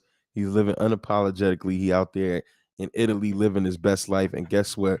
She saw that and had to make it about her some way, somehow, to let Kanye know I'm still jealous. Are you I saying women don't like to see men happy? absolutely what So, I'm saying. and again, I don't like the fact that Kim said whatever. I also don't like the fact that Kanye was doing this, right? And the reason why is that here's the only reason why. Ain't this the same guy that said America's too uptight and No, sex it's is not that, right? free and What I'm saying is that you got kids, and your kids already have one parent with a fucking sex tape out there. You know what I mean? And And so teenage kids now, at that. yeah, you know, you got kids who got one parent with a sex tape out there, and now, you know, you out there, you know, tying your shoe, getting topped off, whatever it was, you know. And I feel like he should have been conscious of that. Like, yo, you know, I am more who I am, so there are more people always Kanye watching. slander. No, I When don't. I'm not slandering. I don't have a when problem with him getting topped off. it's the woman out here exposing herself and the freedom of nudity and womanhood and No, my breasts are the nipples free. I Kanye just just spent a getting some whole natural segment sex. like shitting on Kim Kardashian. I'm just saying I wish he wouldn't have done it just because of He didn't take the pictures. Paparazzi's did. no, It's different. He ain't put it out. It's different. no, You can't just brush off blowjobs in public. Like it's right, you can't make it like it's breastfeeding. exactly. It's precisely like breastfeeding. He's like, oh, you got women out here feeding their children, and you're mad Right, at Kanye putting his it's wiener in someone's it's mouth just in nature, public. you know. Yeah, Like it's science. They need it to live. We do. You're right. You're right. All right. All right. Thank you. Let the church say. Mm-hmm. amen, Amen. Amen. Shit, me. amen, and amen Kanye's again. out there wilding. He walking around. He walking around European streets with no shoes and socks on. He getting topped off on boats in the open, allegedly. I'm not mad at him, yo. Listen, man, No, it is what it is. We know he's not there. We know when he's not on his medication, he's not there, and people close to There him you say go. it. So I mean, he's with his new wife, man. You know, he ain't out here with some scallywag. He out here with his new young wife, who, you know, I wouldn't have advised him to do it, but I wouldn't be whatever. walking around with no shoes and socks on. I don't even do that shit in my driveway. You think I'm doing that I shit don't know in who I don't know Italy? who his wife saw for that BBL, but that shit ain't working. Most of them aren't doing well with that. It seems like the artwork is getting worse. They need Yeah, to get man. some new doctors. Right. They should maybe hit up like Dr. Cardi's Miami. doctor or something because I don't know. I've been hearing some bad shit about Miami. So I don't, you know. Well, didn't he kill somebody? Oh, no, that wasn't him. I mean, I heard he you know, allegedly partakes in the sauce a little bit, and so you know the craftsmanship has gone down. What In the sauce? booger sugar? The white sauce? The white sauce? Huh? In the booger sugar? Yeah. That's what Oh. I've heard in the rumor mill, you know, allegedly. Wait a minute. But, Wait a minute. You can't love Hunter Biden and hate Dr. Miami. No, I don't hate him. I'm saying I've heard the craftsmanship has gone down Oh, as I a got you. result of partaking in the extracurriculars. I got Allegedly. you. It's possible. You yeah, you're right. Speaking of the Bidens, Joe was here in Florida. The hurricane came through, tore some shit up on the West Coast again pretty badly. Went through South Carolina, screwed that up pretty badly. So we send our best to people that are dealing with that because we've dealt with it. Not quite at that level, but we've definitely dealt with it. VP probably has because he was here for Andrew. But Biden was here, and Petty DeSantis was decided to stay on the campaign trail. Didn't even come back to his home state to meet the president. Oh, did he? He came back. Yeah, he was here. He just didn't meet up with Joe. They actually got them on camera on the phone because Biden was calling him, and he was like, "Oh yeah, we're going to talk to so and so to see if we can make it happen." But you know, it's political. It's they're thinking about Chris Christie back in 2012 when Hurricane Sandy hit New York and New Jersey. and Obama came off the campaign trail to go to New Jersey, and Chris Christie met him at the tarmac. And people always say he hugged Obama. They didn't hug; they just shook hands. But it's lived on as a hug for some reason. And people claim that Christie helped Obama win the election against Romney, and the Republicans never forgave him for that shit. So DeSantis is looking at the same things, and I can't go meet up with Biden because it'll make me look bad politically. And He's smart. I get it. It's the right political move. You know what I mean? But in a time where I don't like DeSantis, I don't like his politics, so this wouldn't have changed anything for me. But at the end of the day, we elect people to be leaders, to govern us. We give you the keys to the kingdom for a certain period of time, and we expect you to exhibit leadership. You know what I mean? And as much as Republicans hate Joe Biden, right? Because where this hurricane hit up in Big Bend on the west side of Florida, that's all red areas. 60-70% Trump in the last election areas, right? But I bet them people are happy as hell that federal money's flowing. And you know who's sending that federal money down there? Joe Biden, who's already put in an emergency declaration to the Congress to send billions of more dollars there. Joe Biden. All those people who live in Georgia, because the hurricane, it fucked up Georgia too. And when it got over Georgia, it actually slowed down and spent more time over Georgia than it did over Florida. A lot of areas are fucked up over there, as well as South Carolina, like Steve mentioned. All of those same 60-70% Trump red areas, right? They lining up for that fucking FEMA money. All those same people, like Ron DeSantis himself, who was against Hurricane Sandy relief for Jersey and New York, right? DeSantis actually was in Congress when this happened and voted against the aid package that went to New York and New Jersey for Hurricane Sandy relief. He lining up as well. We need money. We need help. They're hypocrites. They're hypocrites. That's a shit. Ted Cruz the same way. Every time an aid package comes up for any other state, he votes no against the shit. Right? Texas gets hit by a hurricane, he got his hand out. You know what I mean? And so they're foolish. These people aren't serious. And I'm sorry, so I didn't mean to take it on the political rant. Or I don't know if that's where you're going, but yeah, these people aren't serious, man. Joe Biden, take me out to dinner. All right. Well, we see how VP feels about that. But Joey was here. DeSantis didn't want to meet up with him. Now we know why from VP's standpoint. And Rick Scott came too. Credit to him. Rick Scott showed up with Biden, even though he's a piece of shit too. Okay. All right. Anything else on the political front? I'm starting to get more and more calls about the student loans and emails like, "Hey, are you prepared for your student loan payments to kick back in?" I mean, they, normally this time it's kind of slow. Politics usually don't like pick back up until after Labor Day, but the hurricane happened, so that's why you kind of see a little bit more political action. Most folks are still out on vacation from the August recess. And so we'll see more stuff happening next week. But the big thing that's going on right now is we have to fund the government. We're heading towards another government shutdown.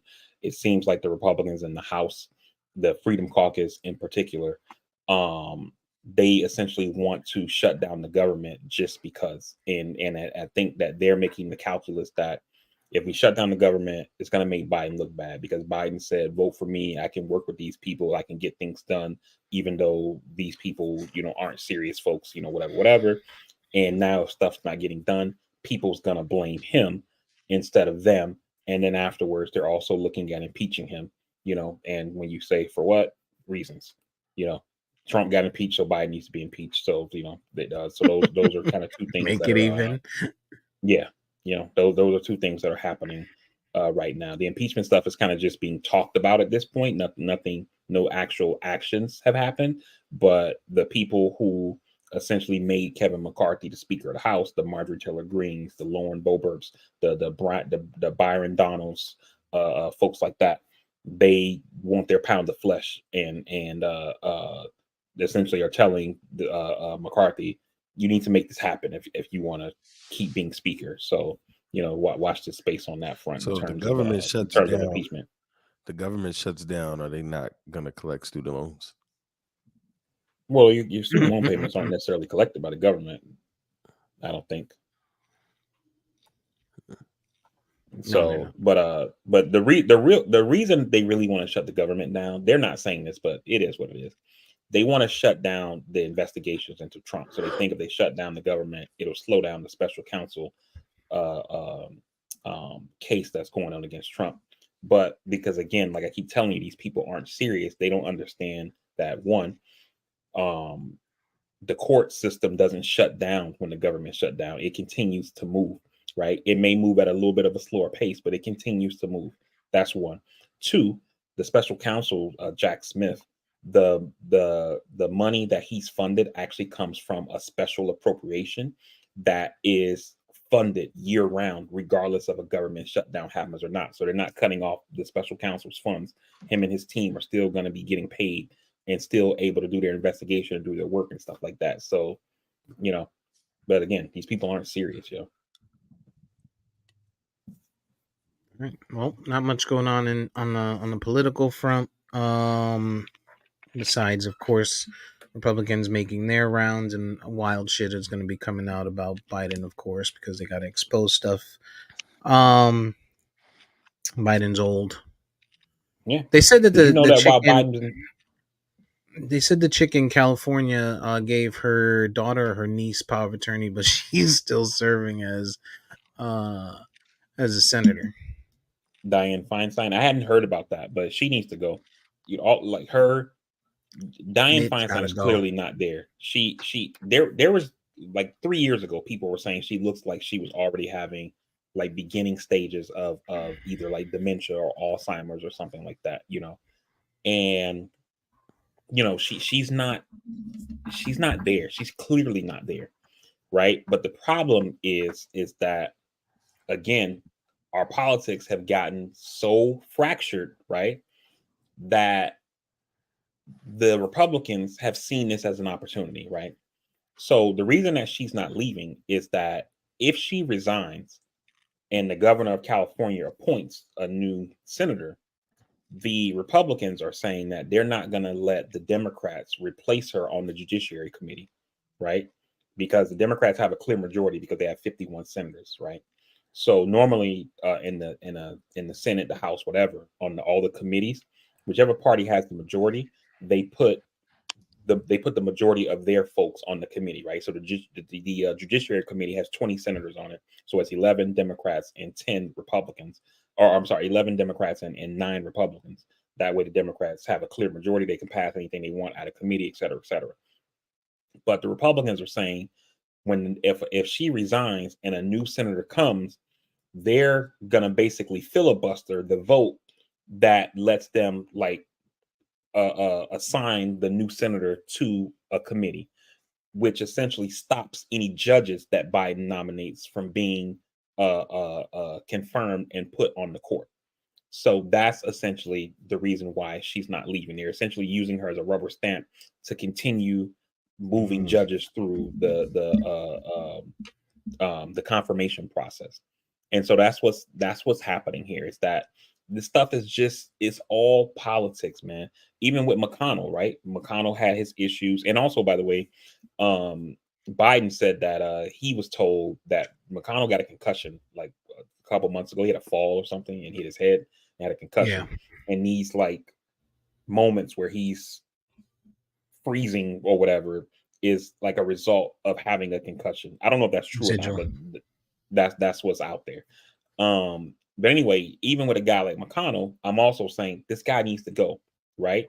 And McConnell knew that something's happening with him where he might go, because 2 years ago, he got the Kentucky legislature to actually change the rules in Kentucky, because in most states, if there's a vacancy, the governor appoints.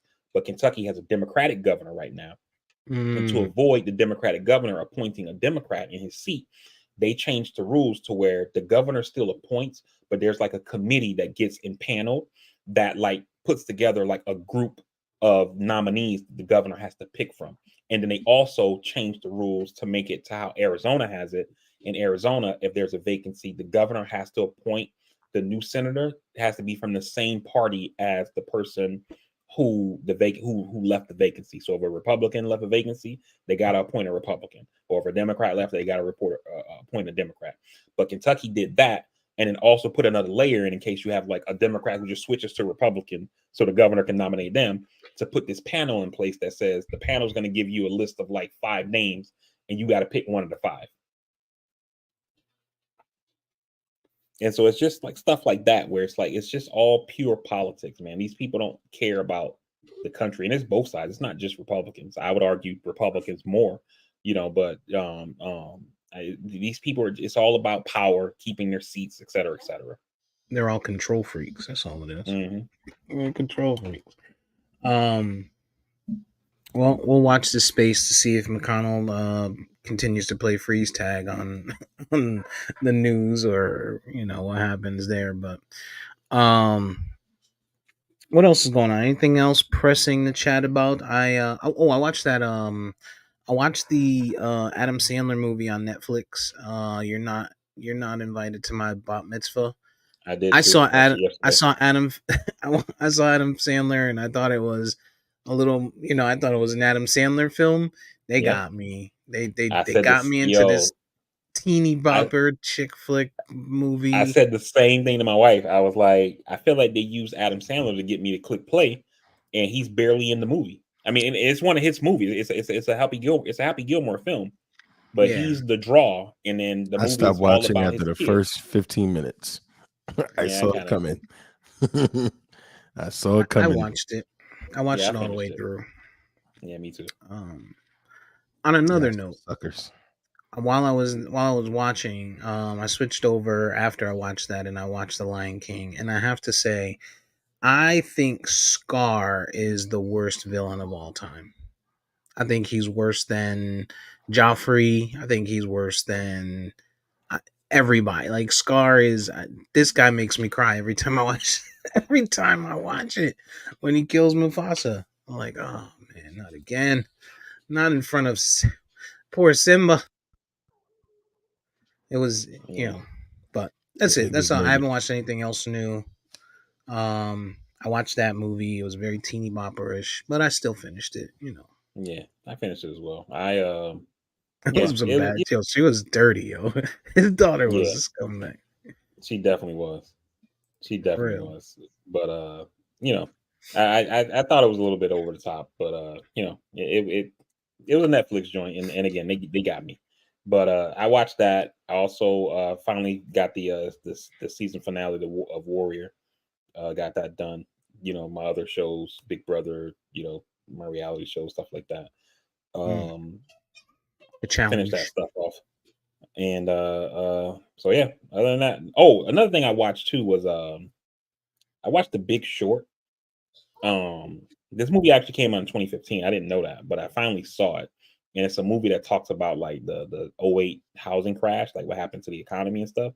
But it's from the perspective of the people who actually saw it coming, and they made like some investments that like got them super rich from this thing or whatever, because they were able to see it coming, and they invested in the market failing or whatever. But they actually go into great detail on the stuff that happened underlying with these mortgages and stuff like that ended up making everything go to hell. And it was really interesting, man. And even though it's really technical, you got a lot of investing terms and things like that. They do a lot of fourth wall breaking to explain stuff to the audience on like what this means, and to kind of give you like analogies and stuff. And they do it like in a really like kind of cool way.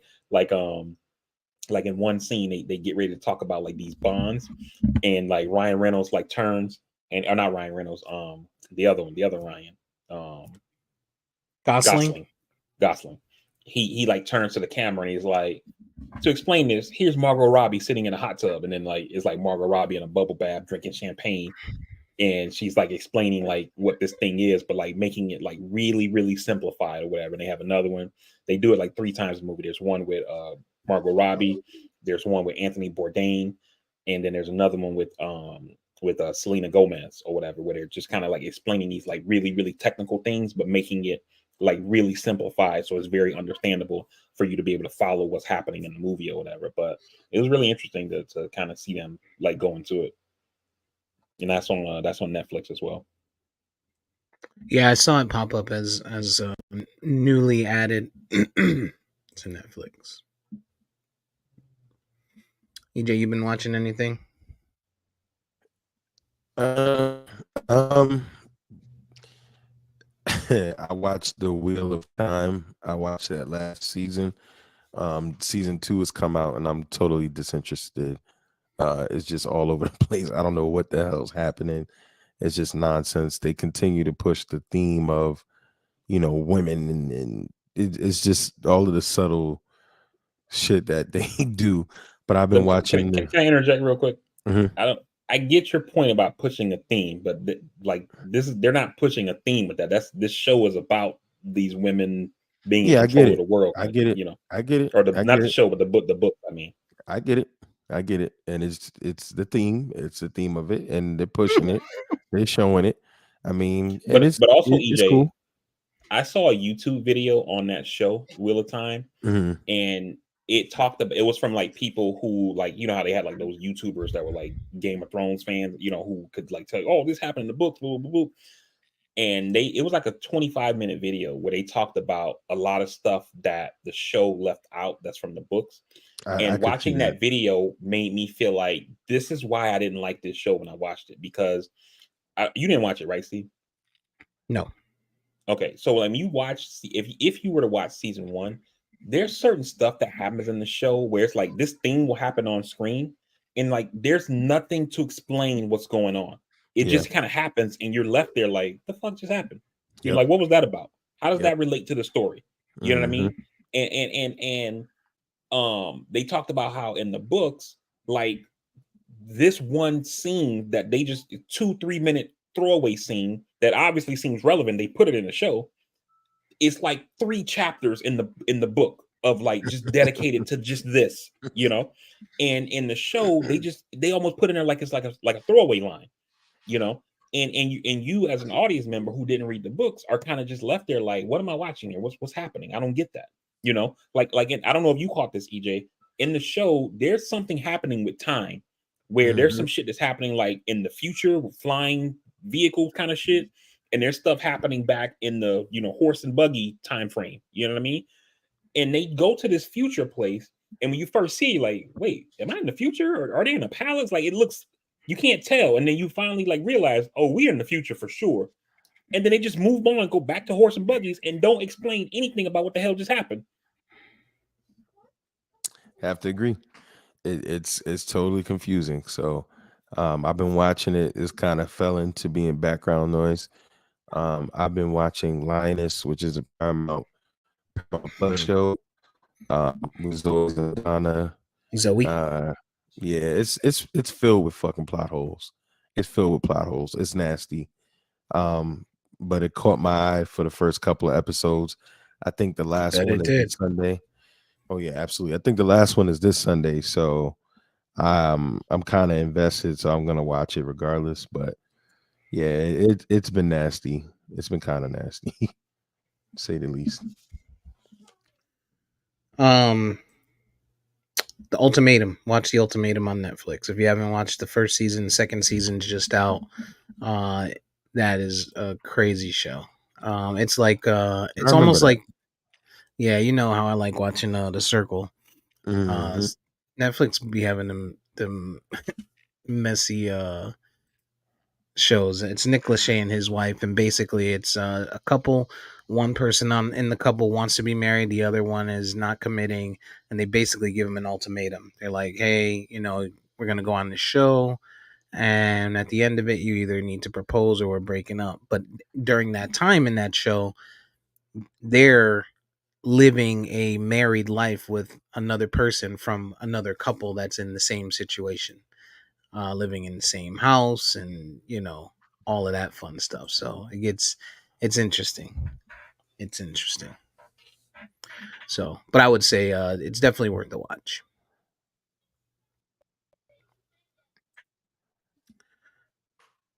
Other than that, I think that is pretty much it.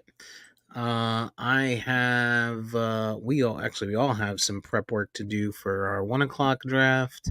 The 11 o'clock draft is already started, and I gotta go make some buffalo chicken dip for people that actually committed to showing up to the draft, unlike my two co-hosts here. So with that, I'll hand it off to VP to get us up out of here. So definitely want to thank everybody who joined us live on this week's episode of the Castworthy Podcast. Definitely appreciate you guys taking time out of your Sunday. For the folks who will listen once this episode posts, we appreciate you taking that time as well.